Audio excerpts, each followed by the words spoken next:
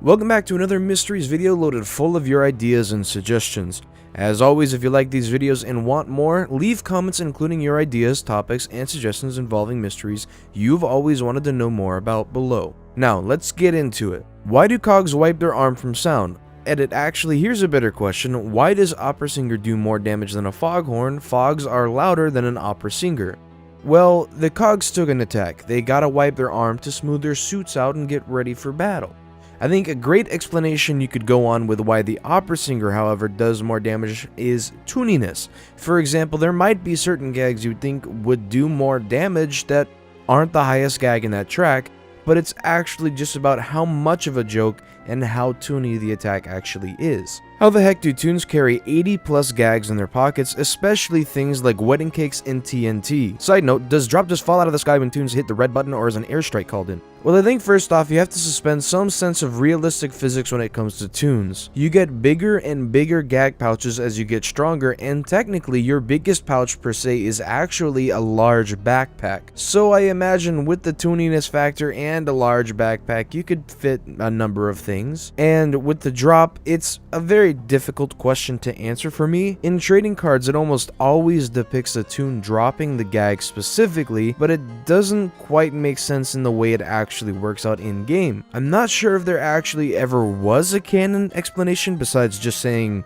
Acme inspiration and just kind of leaving it up to that. How come we never see any level 50 cogs when we explore the cog HQs? There should be at least one. This is something I love because it leaves a lot of room for potential story or gameplay development. There's no proper explanation for this, but I would love to see stronger and stronger cogs and an insight to the promotion theory and maybe even how that side of things works internally for the cogs. How does a toon get more laughs story-wise? Do they just get a bigger smile or can get more happy? Some say it's age. I see it as a health of sorts, so like strength. You get wiser, stronger, and usually I would hope more capable in just what you can do, from dishing out pies and telling jokes to anything you could possibly want. A high laugh toon is a strong and healthy toon. Think that when you come into Toontown, you're fresh and small and you literally bulk up during your battles. How are cogs endlessly created without running out of materials, and does the chairman just endlessly press buttons to create the cogs, or is the machine on a sort of autopilot? I like this question simply because it makes me think a lot. We all know the Toontown Online promotional video, but the reason I say that it's so interesting is because while we know the cogs,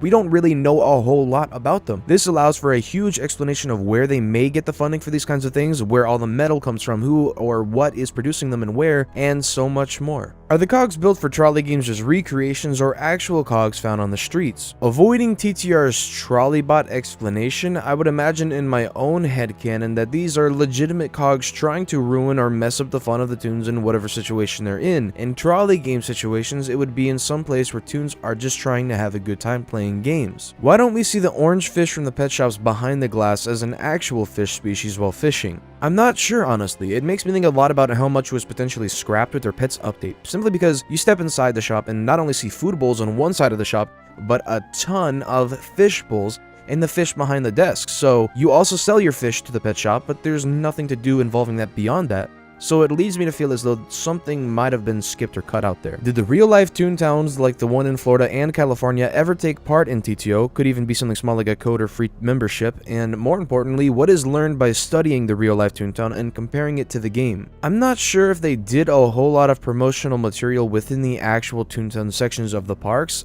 I would kind of doubt it, unfortunately.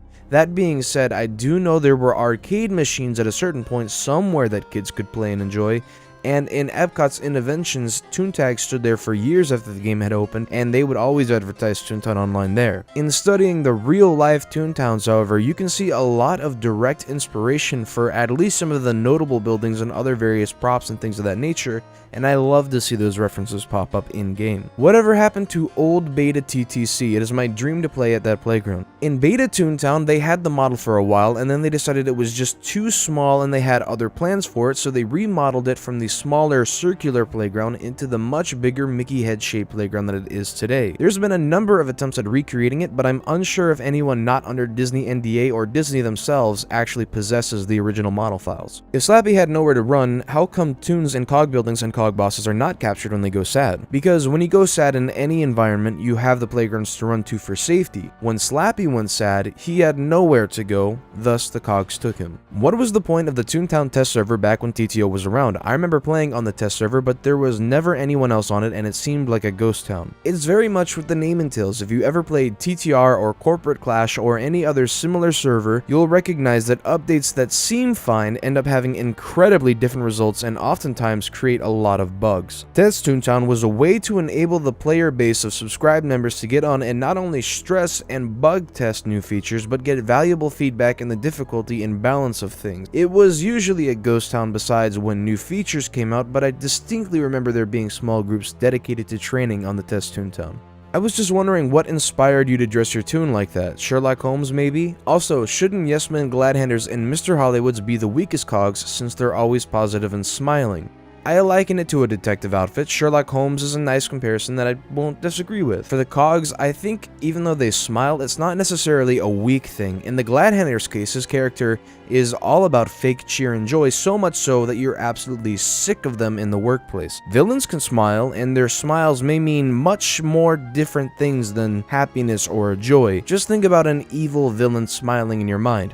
Do you think happy or cog weakening jokey thoughts would go through their minds? If 5-story buildings are just as tall as 1-story buildings, what is going on in the extra floors? I think the idea that all cog buildings are the same height just because of the models are inaccurate. I think you just have to suspend some belief in that regard. That being said, you can also take the Toonie solution and say it's similar to a clown car where, even though it isn't necessarily massive looking, you can fit a whole lot inside of it when you apply the cartoony physics to it. So we know the gameplay reasoning for only being able to have 6 to 7 gag tracks, but what's the canon reason for it? If the Toons really wanted to stop the cogs, wouldn't they make sure to supply every toon with as many gags as they can to take out the threat quicker? Well, first off, let me state that I don't think there's ever been any canon reason given for this as far as I'm aware, but if I were in charge of developing a story on why or making a canon reason, I would maybe suggest it's because the Toon Council strongly believes in becoming skilled in a selection of certain gags instead of throwing each available thing at you, so they restrict one gag track so you can focus on being your best with what you have. It's a great topic, however, to even develop your own headcanon. If you could make any reason canon for this, what would you say it was?